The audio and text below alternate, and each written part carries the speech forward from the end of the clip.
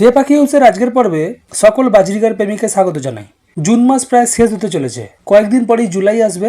তারপরে আগস্টের আধা থেকে ভারত এবং বাংলাদেশের ওয়েদার অনুযায়ী বাজরিগার পাখির ব্রিডিং সিজন স্টার্ট হয়ে যাবে। আজকের ভিডিওতে একেবারে প্রপারভাবে আপনাদেরকে একটা গাইডলাইন বলে দেবো। সেই গাইডলাইন অনুযায়ী যদি আপনি চলেন তাহলে আপনার বাজরিগার পাখির থেকে আপনি ব্রিডিং সিজনে জবরদস্ত একটা ব্রিড পাবেন। এখন থেকেই প্রিপারেশন আপনাকে নিতে হবে, তবে গিয়েই কিন্তু আপনি ব্রিডিং সিজন যখন আসবে পাখির থেকে ভালো একটা ব্রিডিং পেতে পারেন। ভিডিওটি খুব গুরুত্বপূর্ণ ভিডিওটিকে স্কিপ করবেন না, পুরো ভিডিওটির সঙ্গে থাকবেন। যারা এখনো পর্যন্ত চ্যানেল সাবস্ক্রাইব করেননি তাদেরকে বলবো অবশ্যই চ্যানেলটিকে সাবস্ক্রাইব করে নেবেন, আর যারা ইতিমধ্যে চ্যানেল সাবস্ক্রাইব করেছেন তাদেরকে অসংখ্য ধন্যবাদ জানাই। মাঝখানে আর কটা মাস রয়েছে, তারপরেই কিন্তু বাজরিগার পাখির ব্রিডিং সিজন স্টার্ট হবে। এখন থেকেই আপনাকে প্রিপারেশন নিতে হবে পাখির ব্রিডিংয়ের জন্য। কয়েকখানা পয়েন্ট আমি একেবারে স্পেসিফিকভাবে আপনাদের সামনে তুলে ধরবো। প্রত্যেকটা পয়েন্ট কিন্তু খুব গুরুত্বপূর্ণ, কোনো পয়েন্টকে আপনি স্কিপ করবেন না। প্রত্যেকটা পয়েন্ট ধরে ধরে আপনি আপনার পাখির ব্রিডিংয়ের জন্য প্রিপারেশান এখন থেকেই শুরু করবেন। বাজরিগার পাখির ব্রিডিং সিজন আগস্টের আধা থেকে শুরু হবে। মাঝখানে আর কয়েকটা মাস বাকি রয়েছে। এই সময় থেকেই আপনাকে প্রিপারেশান নিতে হবে। প্রথম যেটা, ভালো ডায়েট আপনার পাখিদেরকে প্রোভাইড করতে হবে। ভালো ডায়েট বলতে কি, পাখির সিড মিক্সে আপনারা যে সমস্ত অয়েলি সিড আছে এখনই অ্যাড করবেন, কারণ বর্ষাকাল চলে আসবে কয়েকদিন পরেই। এই সময়তে আপনারা সূর্যমুখী দানা, ক্যানারি সিড, এই ধরনের যে সমস্ত সিড রয়েছে যেগুলো অয়েলি, সেইগুলোকে আপনারা অ্যাড করে দেবেন। তার সঙ্গে পাখিকে প্রোটিন জাতীয় খাবার, আয়রন সমৃদ্ধ খাবার, ভিটামিন ই সমৃদ্ধ খাবার, ভিটামিন এ সমৃদ্ধ খাবার, এই ধরনের খাবারগুলোকে পাখির সব ফুডেতে আপনাকে ইনক্লুড করতে হবে। যেমন হচ্ছে এগ ফুড আপনাদের পাখিকে অবশ্যই দিতে হবে, পাখিকে গাজর দিতে হবে, পাখিকে বিট দিতে হবে, এবং নানান ধরনের যে সমস্ত শাক সবজি রয়েছে পাখিদেরকে দিতে হবে। দিলে কি হবে, পাখি প্রপার একটা ডায়েট পাবে এবং পাখির শরীর ইন্টারনালি হিট থাকবে। তাছাড়াও পাখির ব্রিডিংয়ের জন্য যে প্রয়োজনীয় শক্তি সেটা কিন্তু এখন থেকেই পাখির শরীরে সঞ্চয় হতে শুরু করবে। এই সময় পাখিদেরকে প্রপার একটা ডায়েটে আপনাকে রাখতে হবে। তার সঙ্গে সঙ্গে এই সময়টা বর্ষাকালে যদি পাখিদেরকে অয়েলি সিড দেন, পাখির শরীর ইন্টারনালি হিট থাকবে, সহজে পাখিদের ঠান্ডা লাগবে না। প্রোটিন সমৃদ্ধ খাবার দিলেও পাখির শরীর হিট হবে, পাখিদের সহজে ঠান্ডা লাগবে না। তো অবশ্যই আপনাদেরকে এই সময় পাখিদেরকে প্রপার ডায়েটে রাখতে হবে এবং এটা কন্টিনিউ থাকবে একেবারে ব্রিডিং সিজন পর্যন্ত। 2 নাম্বার, রোগ প্রতিরোধ ক্ষমতা বাড়ানোর জন্য আপনাদেরকে ব্যবস্থা গ্রহণ করতে হবে। এই পয়েন্টটা সবথেকে বেশি গুরুত্বপূর্ণ। কয়েকদিন পরেই বর্ষা চলে আসবে, দেখবেন বর্ষাকালেতে টানা বৃষ্টি চলবে, টেম্পারেচার আপ ডাউন করবে। সেটা পাখির ক্ষেত্রে খুবই মারাত্মক। পাখিরা দেখবেন ঠান্ডা লাগা, কোল্ড অ্যান্ড ফ্লু, এই ধরনের সমস্যাতে ভুগতে থাকবে। রোগের বাড়াবাড়ি হয়ে গেলে আপনাকে বাধ্য হতে হবে অ্যান্টিবায়োটিক ইউজ করার, এবং অ্যান্টিবায়োটিক যদি আপনি এই সময় পাখিদেরকে ইউজ করতে যান, সেই পাখিটা ব্রিডিং সিজনে গিয়ে আপনাকে ভালো ব্রিডিং দিতে পারবে না। কারণ নিয়ম হচ্ছে এটাই যে পাখিদেরকে যদি আপনি অ্যান্টিবায়োটিক ইউজ করেন, সেই পাখিকে ভালো করে প্রপার রেস্টে রেখে প্রোবায়োটিক খাইয়ে 1.5 থেকে 2 মাস পরেতে পাখিদেরকে ব্রিডিংয়ে দেওয়া উচিত। কিন্তু আপনি যদি ব্রিডিং নেওয়ার জন্য কোনো অ্যান্টিবায়োটিক ইউজ করা পাখিকে দিয়ে ব্রিডিং করাতে যান, সেই পাখি ব্রিডিং করতে গিয়ে দেখবেন এগ বাইন্ডিং হচ্ছে, সেই পাখি থেকে প্রপার ব্রিডিং আপনি পাবেন না, পাখি মারা যাচ্ছে, এই ধরনের সমস্যা কিন্তু হবে। সেই জন্য এই সময় আপনাকে খুব কনসাস হতে হবে। পাখিগুলোর রোগ প্রতিরোধ ক্ষমতাকে বাড়াবার জন্য যে সমস্ত ঘরোয়া টোটকা রয়েছে সেগুলোকে ইউজ করতে পারেন। আগের ভিডিওতেই আপনাদের সঙ্গে আমি আলোচনা করেছিলাম 2খানা ঘরোয়া টোটকা নিয়ে।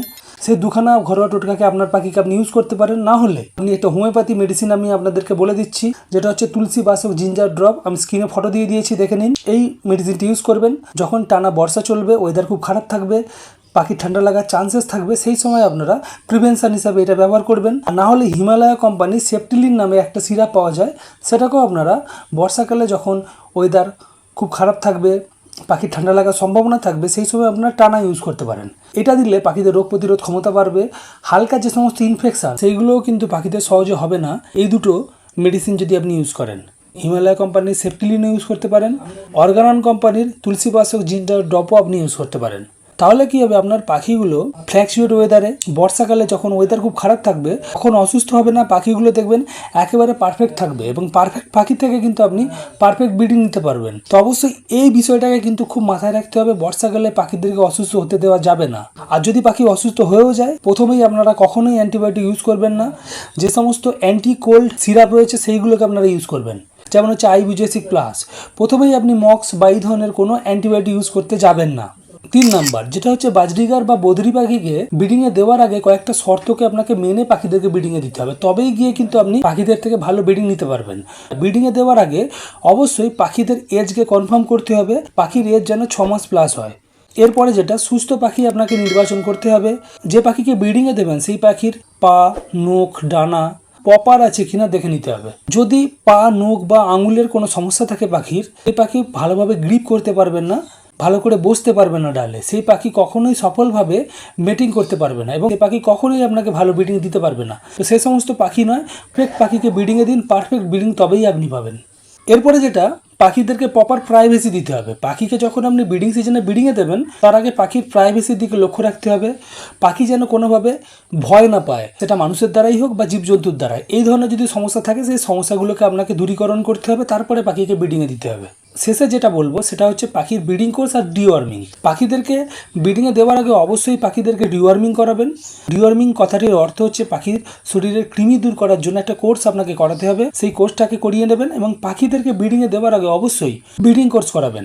ব্রিডিং কোর্স করানোর একটাই কারণ, পাখিদেরকে ভালো ডায়েট দেওয়ার পরেও কোনো ক্ষেত্রে কোনো পাখির শরীরেতে কিছু ঘাটতি রয়ে যায়, কারণ সব পাখি সব জিনিস খায় না, কম বেশি খায়। ফলে কি হয়, সেই ঘাটতিগুলোকে পূরণ করবার জন্যই ব্রিডিং সিজনে পাখিদেরকে ব্রিডিংয়ে দেওয়ার আগে ব্রিডিং কোর্স করিয়ে নিতে হয়। তো অবশ্যই ব্রিডিং কোর্স করাবেন। আমার চ্যানেলে ভিডিও রয়েছে, ইউটিউবে নানান ধরনের ভিডিও রয়েছে ডিওয়ার্মিং এবং ব্রিডিং কোর্স নিয়ে, সেই ভিডিও দেখে নেবেন এবং পারফেক্টভাবে পাখিগুলোকে ডিওয়ার্মিং এবং ব্রিডিং কোর্স করিয়ে নেবেন।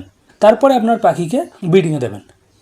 তো এই কয়েকখানা জিনিসকে আপনাকে এখন থেকেই মেন্টালি সেট করে নিতে হবে যে পরপর স্টেপ বাই স্টেপ এইগুলোকে আপনাকে করে যেতে হবে।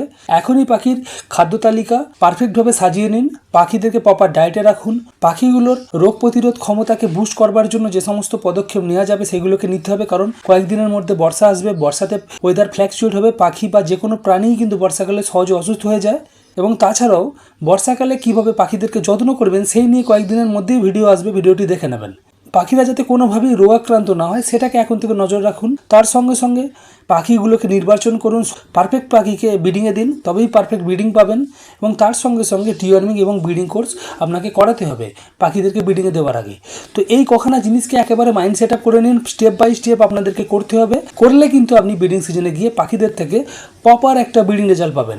বাজরিগার পাখিকে ব্রিডিংয়ে দেওয়ার জন্য এখন থেকে আপনাদেরকে কী কী প্রিপারেশন নিতে হবে আমি সেগুলোকে একেবারে স্পষ্ট করে আপনাদের কাছে তুলে ধরেছি। যারা নতুন পাখাল বন্ধু তাদের জন্য এই ভিডিওটি খুব হেল্পফুল হবে, আর যারা পুরনো পাখাল বন্ধু তাদেরও ভালো লাগবে।